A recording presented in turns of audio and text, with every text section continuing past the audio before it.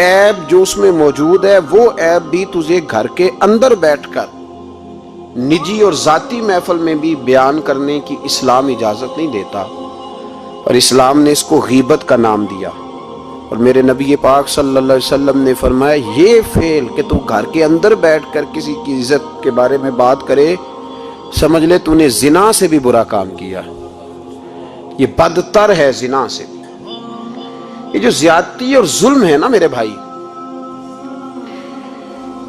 اس کو اسلام نے اس قدر زیادہ ناپسند کیا، اور اس پر اسلام نے اس قدر زیادہ احکامات بیان کیے۔ میرے نبی کریم صلی اللہ علیہ وسلم نے فرمایا قیامت کے دن اللہ مظلوم کے ساتھ ہوگا۔ اللہ کس کے ساتھ ہوگا؟ قیامت کے دن اللہ مظلوم کے ساتھ ہوگا۔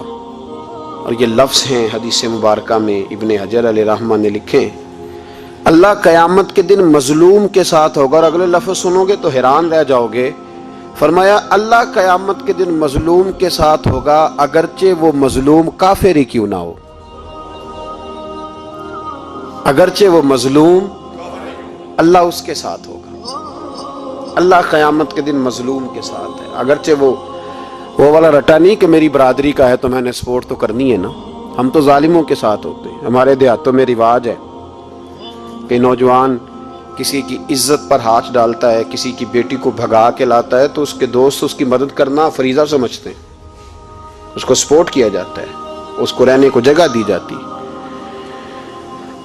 ہم یہ نہیں دیکھتے کہ وہ چوک میں لڑائی ہوئی ہے اور ہمارے بچے کی کسی کے ساتھ پٹائی ہوئی تو ہم تو بندوقیں، ڈنڈے، کلاڑیاں اٹھا کے چلے جاتے ہیں۔ وہاں جا کے تحقیق پہ پتہ چلتا ہے کہ ظلم تو ہمارے بچے کا ہے، تو پھر مدد کس کی کرنی چاہیے تھی؟ ہم کس کی کرتے ہیں؟ میرے نبی کریم صلی اللہ علیہ وسلم کو اپنی امت سے بڑا پیار ہے، حضور کو بڑی محبت ہے۔ فرمایا قیامت کے دن لوگ اپنے اپنے ممبروں پہ بیٹھیں گے پر میں سجدے میں گر کے اپنی امت کی دعائیں مانگوں گا۔ قیامت میں جو بچے گا وہ میرے نبی پاک کی برکت سے بچے گا۔ لیکن رسول کریم علیہ الصلوۃ والسلام نے فرمایا ظلم کر کے نہ آنا، تمہاری باقی کمیوں پہ میں پردے ڈلوا دوں گا، ظلم کر کے نہ آنا۔ امام بہقی روایت لائے ہیں، محبوب پاک نے فرمایا میرے امتی نے کسی ذمی کافر کے ساتھ اگر زیادتی کی، وہ ٹیکس دیتا تھا، جزیہ دیتا تھا، ذمی کافر تھا، اور میرے امتی نے اگر اس کے ساتھ زیادتی کی تو نبی پاک صلی اللہ علیہ وسلم فرماتے ہیں میں قیامت کے دن اس کافر کے ساتھ مل کر اپنے امتی پر اللہ کی بارگاہ میں مقدمہ دائر کروں گا، میں خود مقدمہ دائر کروں گا۔ یہاں ظلم کی آندھیاں چلتی ہیں، طوفان چلتے ہیں، لوگ دوائیوں میں ظلم بیچتے ہیں، لوگ تعلیم کے نام پر ظلم کرتے ہیں، لوگ خیر کے نام پر ظلم تقسیم کرتے ہیں۔ یہاں اللہ اکبر ایسے ایسے رنگ دیکھنے کو ملتے ہیں۔ اب بنے گا کیا؟ کیا ہر زینب اسی طرح تڑپ کے چلی جائے گی؟ اس کا رزلٹ کیا نکلے گا؟ ہمارے یہاں تو نمبر گیم چلتی ہے، سیاستدان شعر لکھ کے لاتے ہیں، وہ ٹی وی پہ بیٹھ کے ایک دوسرے کو نیچا دکھانے کی کوشش کرتے ہیں۔ ساری سیاسی جماعتوں کے سربراہوں کو وہاں ہونا چاہیے تھا کہ نہیں ہونا چاہیے تھا؟ کیوں نہیں بولتے آپ لوگ؟ آپ کب بولیں گے؟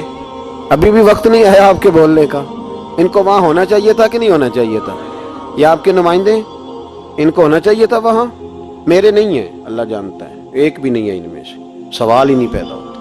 ہمارے یہ نمائندے ہوں گے، سوال ہی نہیں پیدا ہوتا۔ ہمارے نمائندے نہیں ہیں، یہ آپ کے بھی نہیں ہیں، بس تھوڑا سا وقت اور رہ گیا ہے، پھر انشاءاللہ سارا پاکستانی سمجھدار ہو جائے گا۔ یہ کسی کے بھی نہیں ہے۔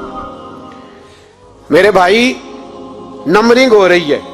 میں رات گجرات میں تھا تو میں کہہ رہا تھا کہ ایک صاحب کہنے لگے مجھ سے وہاں کے پنجاب کی حکومت کو ریزائن کرنا چاہیے تھا کہ نہیں کرنا چاہیے تھا، تو میں نے کہا ریزائن وہ کرتے ہیں جن کے اندر کو تھوڑا بہت شرم کا مادہ ہوتا ہے۔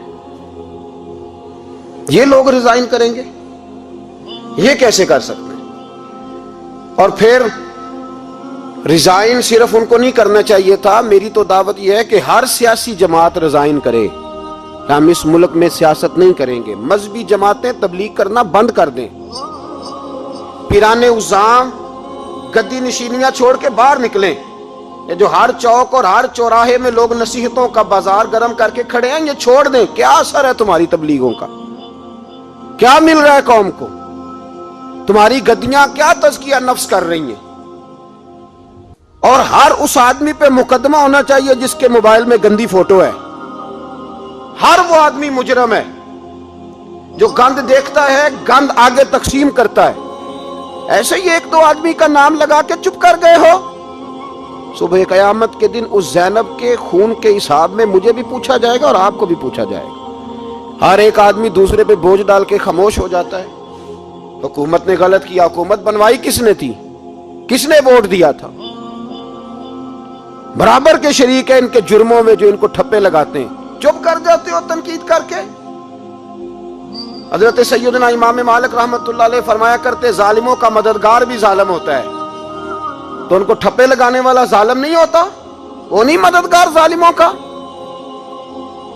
ابھی تک لوگ کہہ رہے ہیں مولانا آپ سخت جملے کہتے ہیں، آپ سخت جملے کہتے ہیں، آپ بچیں۔ میں نے کہا تمہیں پتہ نہیں نا، تمہیں خبر نہیں، تم اس زیادتی کا شکار نہیں ہو، تمہیں کیا پتا۔ میرے ایک چچا کا بیٹا تھا، اکلوتا تھا، وہ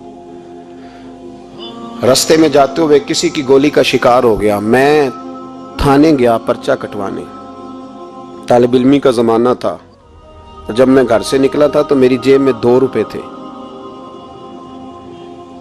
میرے تو ابا جی بڑی دیر پہلے انتقال کر گئے۔ چچا کی یہ حالت تھی کہ وہ بیچارے اٹھنے کے قابل نہیں رہے، ایک بیٹا تھا۔ اور میں جب تھانے گیا تو میں نے پرچہ کاٹنے والے سے کہا کہ قتل ہو گیا ہے، پرچہ کٹوانا ہے۔ اور ڈاکٹر یہ کہتا ہے، ڈاکٹر جو مسیحا بنے پھرتے ہیں قوم کے، وہ کہتا ہے لاش کو ادھر رکھو اور پہلے پرچہ کٹوا کے لاؤ، پھر پوسٹ مارٹم کریں گے۔ اس نے بھی ایک ٹیلی فون کرنا گوارا نہیں کیا۔ یہ سارے ظالم ہیں الا ماشاءاللہ، یہ سب کٹہروں میں آئیں گے، ان سب کو حساب دینا۔ ان کی گودوں میں بیٹھنے والے مولوی اور پیر سب سے پہلے وہ لٹکائے جائیں گے، سب سے پہلا نمبر ان کا ہے۔ میں نے جا کے کہا پرچہ پہلے پرچہ کٹواؤ پھر پوسٹ مارٹم شروع۔ میں نے کہا پرچہ، تو پولیس والا مجھے کہنے لگا ایک پیلسنوں کا ڈبہ لاؤ۔ یہ نمائندے ہیں ہمارے، یہ ہماری حفاظت کرنے پہ ہیں، تم نے خود اپنے لیے پولیس بنائی ہے۔ زینب کا چچا کہتا ہے جب میں تھانے گیا تھا پرچہ کٹوانے، مجھے پولیس والے کہتے تھے اگر مالٹے ٹھنڈے ملتے ہیں تو لے کے آ۔ اور زینب کا چچا کہتا ہے کہ وہ مجھے کہتے تھے کہ جا نیسلے کی 2 بوتلیں لا، پانی پینا ہے۔ اس ملک پہ بسنے والوں کا کوئی وارث نہیں، کوئی نہیں ان کا والی وارث۔ اور کہتے ہیں کوڑے میں پڑی لپٹی ہوئی خون سے لاش، اور مجھے پولیس والے کہتے ہیں فلانے نے لاش ڈھونڈی ہے، اسے تو پہلے 10,000 دے لے۔ میں ظالم ہوں، آپ ظالم ہیں، جنہوں نے ان ظالموں کو اپنا سپہ سالار بنایا ہے۔ تیاری کر رہو اللہ کے حضور۔ میں نے پوچھا رب کریم سے، مولا تو بتانا رزلٹ کب نکلے گا؟ تو رب کریم نے فرمایا دنیا تو غافل ہو سکتی ہے، وَلَا تَحْسَبَنَّ اللَّهَ غَافِلًا عَمَّا يَعْمَلُ الظَّالِمُونَ۔ کر جا کے سورۃ ابراہیم کی آیت نمبر 42 پڑھو۔ رب فرماتا ہے اللہ غافل نہیں ہے ان لوگوں سے جو دنیا میں ظلم کر رہے ہیں، اللہ ظالموں کے کاموں سے غافل۔ تو پھر مولا رزلٹ کیا ہے؟ فرمایا انما یؤخرہم لیوم، اللہ نے ایک دن کے لیے یہ فیصلے رکھے ہوئے ہیں۔ رب روز عدالت نہیں لگائے گا، اللہ نے ایک دن رکھا ہوا ہے۔ تشخص فیہ الابصار، فرمایا میں ظالموں کو اس طرح لٹکاؤں گا کہ لوگوں کی آنکھیں کھلی کی کھلی رہ جائیں گی۔ میں ظالم کو، رب کریم فرماتا ہے مجھے کوئی غافل نہ سمجھے، وقت آنے والا ہے، وقت آنے والا ہے۔ حضرت وہب ابن منبہ رحمت اللہ تعالی علیہ فرماتے ہیں، آپ فرماتے بنی اسرائیل کے اندر ایک بادشاہ بڑا ظالم تھا، اس نے محل تعمیر کرنا شروع کر لیا۔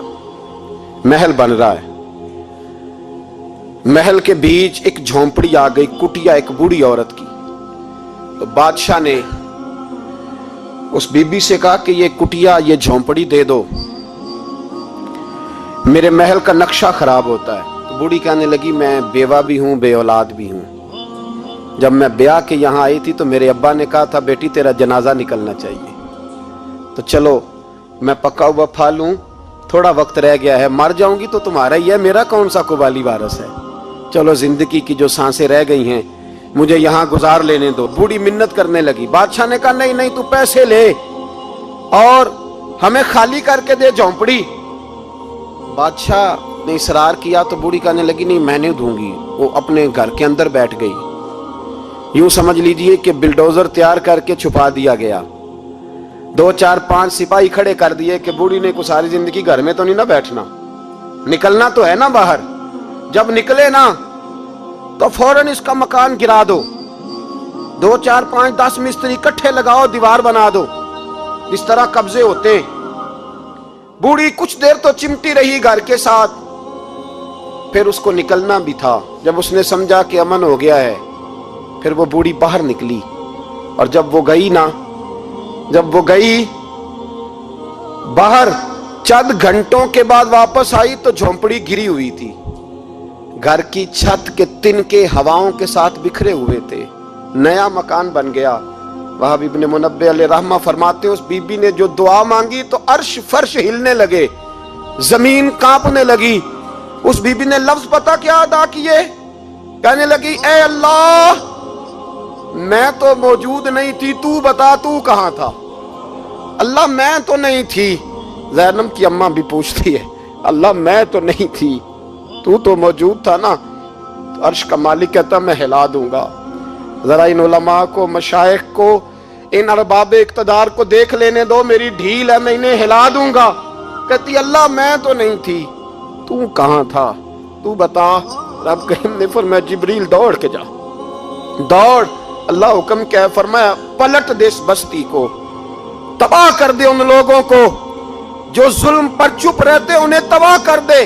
दुनिया में कतील उससे मुनाफिक नहीं कोई, दुनिया में कतील उससे मुनाफिक नहीं कोई जो जुल्म तो सहता है बगावत नहीं करता। उससे मुनाफिक नहीं कोई। मुनाफिक बन के जीना बंद कर दो, अब मोमिन बन के जीना सीखो। इन जालिमों के खिलाफ बोलो। मेरे अजीज कहते हैं तबाह कर दो बस्ती को। बस्ती उलट दी, घर तबाह हो गए। याद रखो अर्श का मालिक कहता है तो मैं देख रहा हूं, वरना कोई मौजूद ना था, मैं तो था ना, मैं तो सारा कुछ देख रहा हूं। मैं इस वला तहसबन्नल्लाह गाफिलन अम्मा यअमलुज़ ज़ालिमून, लोग अल्लाह को गाफिल ना समझें। और फिर मीडिया चीखता है, कहता है जी बड़ा जुल्म हुआ। इस काम में सबसे ज्यादा किरदार इस बुराई को फैलाने में मीडिया का है। मीडिया तो बच्चों को गुनाह के तरीके बतलाता है। और हुकूमतें, मुमताज कादरी का जनाजा ना दिखाना हो तो मीडिया सारा बंद हो जाता है। फैजाबाद धरने का जुल्म ना दिखाना हो तो मीडिया सारा बंद हो जाता है। तो गंद रोकना चाहे तो गंद रुक सकता है कि नहीं रुक सकता? ये पाबंदी, ये टेक्निकली जमाना है। अगर ये बंद करना चाहे तो हर चीज अपनी जगह पे बंद हो सकती है कि नहीं? बोले। लेकिन हम तो रोएंगे ना, फेसबुक पे तस्वीर लगाएंगे ज़ैनब के साथ जुल्म हुआ, तो तेरी तो हमाम वाली दुकान पे गंदी फोटो लगी हुई है, तेरे तो मोबाइल में सारा गंद है। इस गंद की तरवीज और इशात में तो मैं और आप शामिल होते जा रहे हैं। गंद तो प्रमोट हो रहा है, इसी से तो लोगों के जज्बात उभरते हैं। अब्बा जी कहते हैं मुझे एतबार है, मुझे एतबार है बेटी पे। ये क्या तमाशा हुआ एतबार का? ये क्या बात हुई? एतबार किसको कहते हैं? हजरत जुनैद बगदादी रहमतुल्लाह ताला अलैह, आपसे किसी ने पूछा, मैं थोड़े दिन पहले, मुझे गुजरात यूनिवर्सिटी के कुछ तालिब इल्मों ने दावत दी, कुछ असातिज़ा ने कहा कि यहाँ सीरत सेमिनार है, आप आए। सियालकोट में जो कैंपस है, मैं वहाँ जब पहुँचा तो मैंने कहा यार ये सिर्फ लड़के होने चाहिए। कहने लगे इतने इतने मौलवी तकरीर करते हैं लड़कियों में, तो आप। तो मैंने कहा यार मुझे दिखिया नूर समझ लो, पुराने ख्यालात का हूँ, और वैसे भी मेरे लिए मौलवी हुज्जत नहीं, मेरे लिए रसूलुल्लाह का दीन हुज्जत है, तो आप पर्दा कराएं। खैर उन्होंने मेहरबानी की, कोई पार्टीशन हो गई। जब मैं पहुंचा तो शायद 1.5 मिनट लगा हो मुझे गेट से हाल में जाने तक, लेकिन वहां जो बच्चे और बच्चियों का मैंने हाल देखा तो मैं दुआ मांग रहा था, ऐ अल्लाह तू इस कौम पे फजल फरमा, इस कौम पे। अब्बा जी कहते मुझे इतमार है। नाबीना से अभी अब्दुल्ला इब्ने मखतूम रदी अल्लाह ताला, वो आए हैं तो नबी पाक सल्लल्लाहु अलैहि वसल्लम ने फरमाया आयशा पर्दा कर लो, तेरे घर में बसने वाली बीबी सैयदा आयशा से भी पाक है, तेरी बेटी हजरत आयशा सिद्दीका से भी ज्यादा हुर्मत वाली है। नबी पाक ने फरमाया आयशा पर्दा करो, हुजूर वो नाबीना है। फरमाया तुम्हें तो नजर आ रहा है ना, तेरा एतबार यहां से भी ज्यादा बढ़ गया है। हजरत जुनैद बगदादी से कहा हुजूर हमें कुरान शरीफ पढ़ा दें। आपने फरमाया दरमियान में औरतें पर्दा डालें फिर पढ़ाऊंगा। कहा हुजूर कुरान पाक ही पढ़ाना है। तो हजरत जुनैद फरमाने लगे पढ़ाने वाले हसन बसरी हो और पढ़ने वाली राबिया बसरी हो और दरमियान में कुरान पढ़ा हो, फिर भी मैं उन्हें बगैर पर्दे के पढ़ने की इजाजत नहीं देता। यहां तो हाल ही कोई नहीं। इस गंद को रोज प्रमोट करते हो, नौजवानों के जज्बात बिखरते हैं और बिफरते हैं और फिर उसके बाद कहते हो कि आग ना लगे। ये कैसे हो सकता है? तुमने खुद आग लगाई है चमन में अपने, बेसबब गर्दिश अय्याम को इल्जाम न दो। तुमने खुद नूर का जुल्मत से किया है सौदा, करके तौहीन सहर शाम को इल्जाम न दो। ओ भाई याद रखो, जब तक ये गंद रहेगा फहाशी और उरियानी रहेगी। इंडिया के अंदर ज्यादती के वाकयात ज्यादा है पाकिस्तान की निस्बत। क्यों? इसलिए कि गंद ज्यादा है, फहाशी और उरियानी। इस्लाम ने तो नजर तक पर पाबंदी लगा दी, कहा अपनी नजर भी मोमिन झुका के रखे। जो चीजें सबब बन सकती हैं उन पर भी पाबंदी लगा के रखी। हम तवज्जो ही नहीं करते, ख्याल ही नहीं है, इसको प्रमोट किया जाता है। और सबसे दूसरी बड़ी वजह यह है कि मुजरिम को सजा नहीं मिलती। मुजरिम को सजा, बोलिए, वो छूट गया ना सरेआम एक बड़े आदमी का बेटा कत्ल करने वाला, छूट गया ना। वो जिसने सरेआम एक सिपाही कांस्टेबल को कुचल दिया था वो बच गया ना, आ गया ना बाहर। रेमंड डेविस कई गोलियां मार के बच गया ना। जब मुजरिम को सजा नहीं मिलती तो फिर गुनाह बंद। मेरे रसूल पाक सल्लल्लाहु अलैहि वसल्लम ने कानून दिया। कानून, एक औरत ने चोरी की, उसके हजरत सैयदना उसामा बिन ज़ैद हुजूर के महबूब सहाबी सिफारशी बन के आए, हुजूर थोड़ी लचक दे दे। नबी पाक ने फरमाया सुनो, मेरी बेटी फातिमा भी चोरी करती तो मैं हाथ काट देता। मुजरिम के लिए सजा जरूरी है, मुजरिमों को सजा मिलेगी तो हालात बेहतर होंगे। कहते हैं सरेआम फांसी लगाओ, कहते हैं कानून में गुंजाइश नहीं। तुम्हारे लिए कानून रोज बदल जाता है। जब मुतालबा किया गया ना कि सरेआम फांसी, जाग रहे हैं आप लोग, कैसे हो गए जी? चले मैं दुआ करता हूं, अल्लाह करे मेरी कौम जाग जाए, आमीन तो कह दें। अल्लाह करे आप लोग जाग जाएं और जागते रहें। आला हज़रत ने फरमाया था, मशवरा दिया था, सूना जंगल रात अंधेरी छाई बदली काली है, सोने वालों जागते रहना क्योंकि चोरों की रखवाली है। सूना जंगल रात अंधेरी छाई बदली काली है, सोने वालों जागते रहना, चोरों की रखवाली है। कहा गया सरेआम फांसी दो तो कहने लगे आइन में गुंजाइश नहीं चौक में फांसी देने की। और तुम्हारी जरूरत पड़े तो आइन में तरमीम हो जाती है। तो आज ज़ैनब को जरूरत पड़ी है तो क्यों तरमीम नहीं हो सकती? आज एक गरीब मजलूम माँ को जरूरत पड़ी है तो तरमीम क्यों नहीं हो सकती? इन्हें चौक में फांसी दो, इन्हें लटकाओ, इन्हें काट कर कुत्तों के आगे डालो ताकि हर एक की बेटी महफूज रह सके। और वो ज़ैनब किसी और की बेटी नहीं, वो मेरी बेटी है, वो मेरी बेटी है। अभी 6 साल की बेटी सीने पे लिटा ना और फिर उस बाप का दर्द महसूस कर, तुझे अंदाजा हो कि बेटी तो बेटी होती है। हातम ताई की बेटी नंगे सर दरबार रिसालत पे आई तो मेरे नबी पाक ने चादर दी। सलमान फारसी कहने लगे सोनिया काफिर की बेटी है, तेरी पाक चादर है, मैं अपनी ना दे दूं? तो हुजूर ने फरमाया सलमान चुप कर जा, बेटियां सांझी होती, बेटियां सांझी होती हैं, चुप कर। काफिर की बेटी सही बेटी तो है ना, और बेटियां तो सांझी होती हैं। यहाँ इतना जुल्म और इतना हशर हो गया और कहते हैं पता नहीं चला। देखते हैं, करते हैं, सुनते हैं। याद रखो जुल्म कभी मिटा नहीं करता, जुल्म कभी।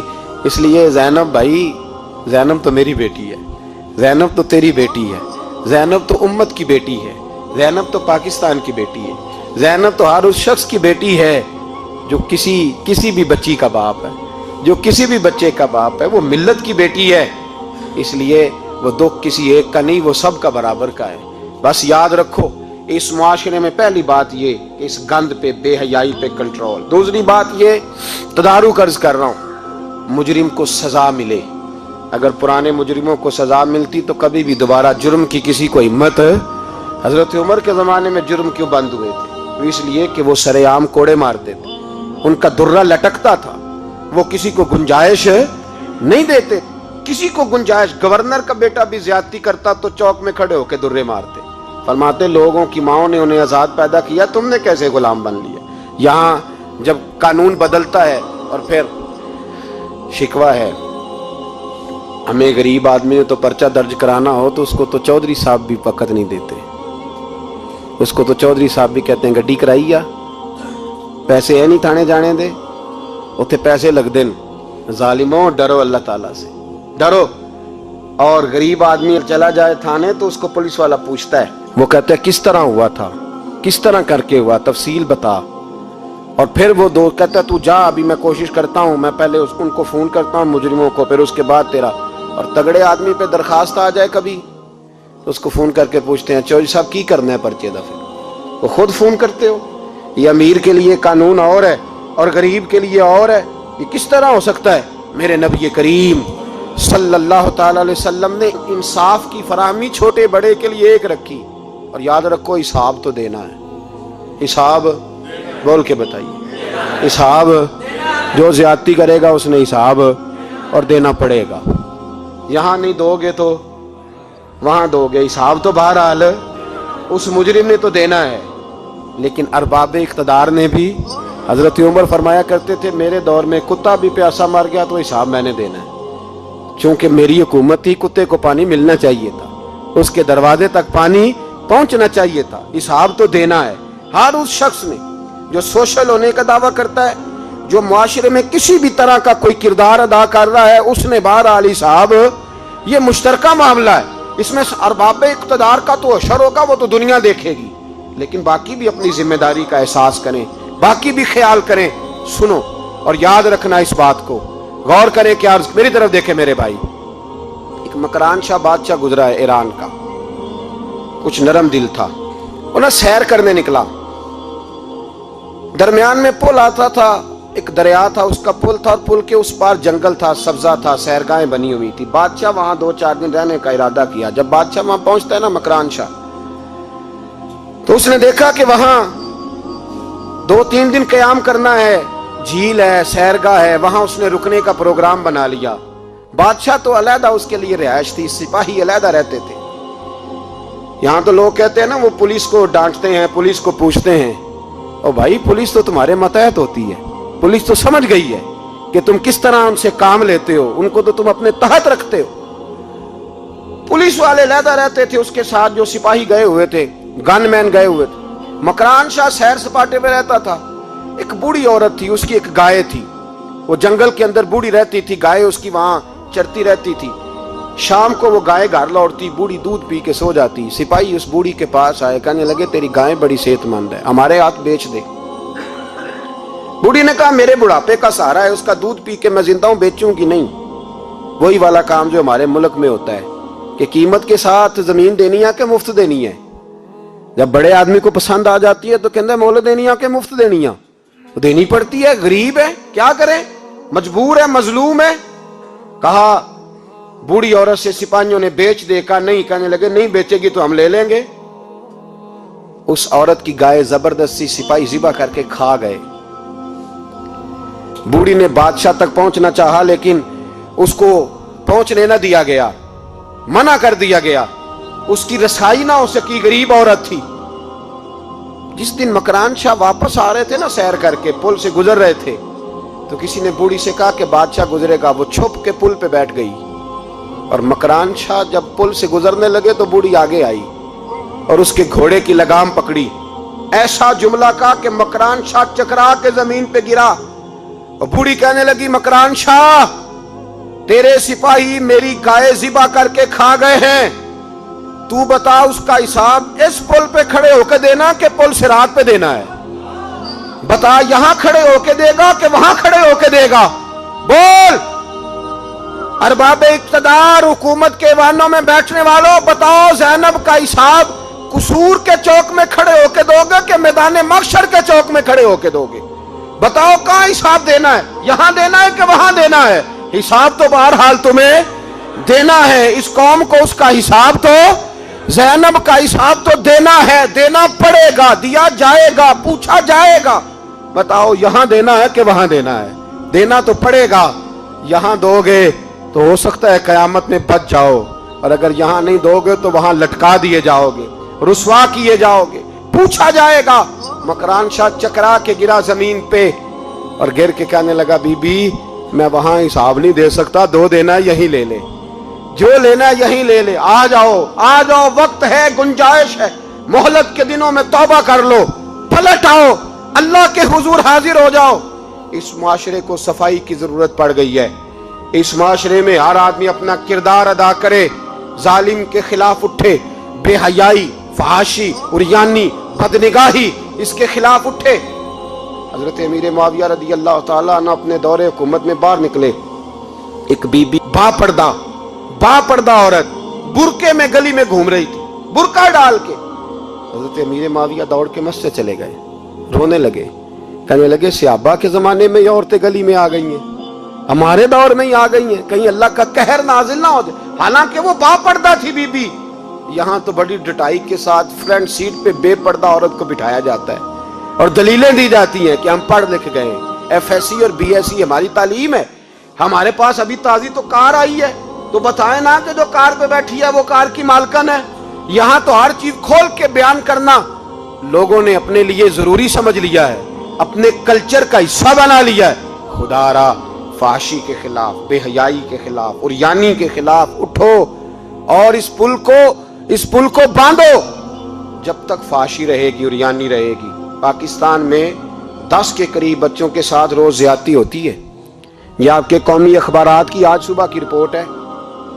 یہ تو وہ چیزیں ہیں جو کھل کے باہر آ گئیں، اور اس کے علاوہ جو بے حیائی کے اڈے کھلے ہوئے ہیں، نہ جانے ان کی تعداد کتنی، کس قدر زیادہ ظلم ہو رہا ہے۔ میرے رسول پاک صلی اللہ تعالی وسلم نے فرمایا جب کوئی زنا کرتا ہے تو ایمان اس کے سینے سے نکل جاتا ہے اس کے سینے سے۔ آنکھوں پر پردہ ہونا چاہیے، کانوں پر پردہ ہونا، اور اگر زینب کے قتل کے بعد بھی کسی کے موبائل میں گندی تصویر ہے اور اس کے قتل کے بعد بھی بے حیائی کے گانے اس کے موبائل میں ہیں، تو پھر وہ رسم کے آنسو نہ بہائے، پھر وہ صرف 2 منٹ کے لیے آگے بڑھ کے مرثیہ خان نہ بنے، وہ پھر شاعر اور ادیب بننے کی کوشش نہ کرے، وہ پھر اپنے حصے کا جملہ لگا کر اپنے آپ کو فیس بک پہ ایکٹیو رکھنے کا تماشا نہ کرے۔ کیا مطلب ہوا ان چیزوں کا؟ اگر ابھی بھی برائی کے خلاف نہیں اٹھنا، بے حیائی اور فحاشی کے خلاف نہیں اٹھنا، میرے عزیزو آخری بات سننا اور اس کو ہمیشہ یاد رکھنا۔ میرے نبی پاک صلی اللہ تعالی علیہ وسلم نے فرمایا ہے، کسی ایک